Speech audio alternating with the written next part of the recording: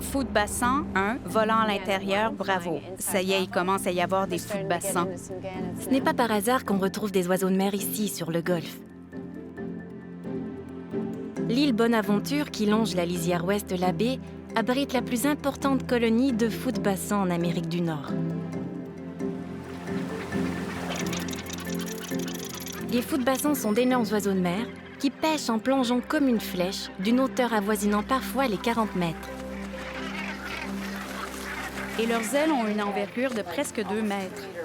Ils peuvent planer sur des kilomètres à la fois. Ils parcourent parfois plus de 300 kilomètres pour se nourrir. C'est sur l'île que les fous de bassin et d'autres oiseaux de mer viennent se reposer et nicher. Mais c'est en mer qu'ils se nourrissent. Et ils ne sont pas les seuls. Des animaux marins plus gros, comme les baleines, le thon et les dauphins, y viennent fréquemment eux aussi. Plusieurs y viennent depuis des siècles. Mais récemment, une espèce en particulier se montre plus souvent.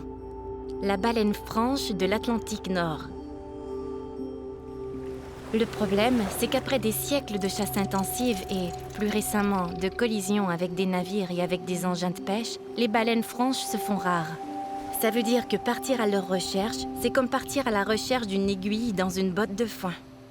Mais la chance nous sourit. Nous sommes franchement au bon endroit à franchement le bon moment. Regarde! Il y en a une juste là! Juste là! Oui! Oui, as-tu vu sa queue?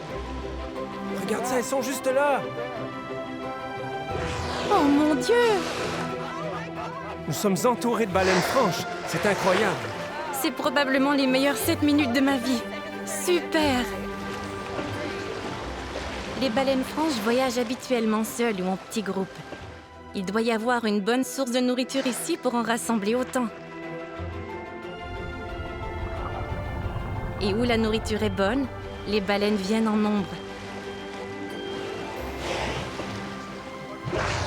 On dirait que nous sommes arrivés à la cité des baleines. Il y en a une autre là. Je sais plus où regarder. Juste là aussi.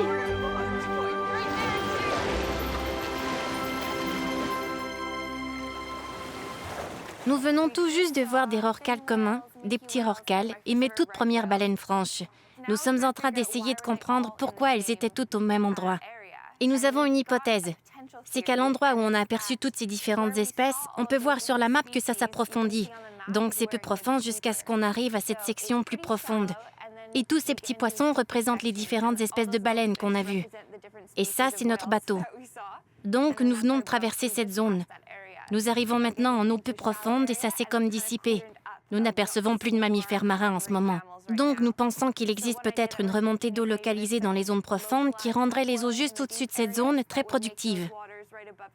Lorsqu'un courant des grands fonds frappe soudainement un mur, il est obligé de monter. Ce mouvement ascendant déclenche un brassage qu'on appelle une remontée d'eau localisée. Cela apporte des eaux plus froides et riches en nutriments à la surface. On a tout vu, juste ici. Et quand ça s'est arrêté, c'était fini. Donc, ça démontre vraiment que la structure de l'habitat détermine les espèces qu'on y retrouve. Et elles étaient toutes au même endroit. Je trouve ça incroyable. Je n'ai jamais vu un regroupement de baleines comme ça auparavant. Et même juste en avant du bateau.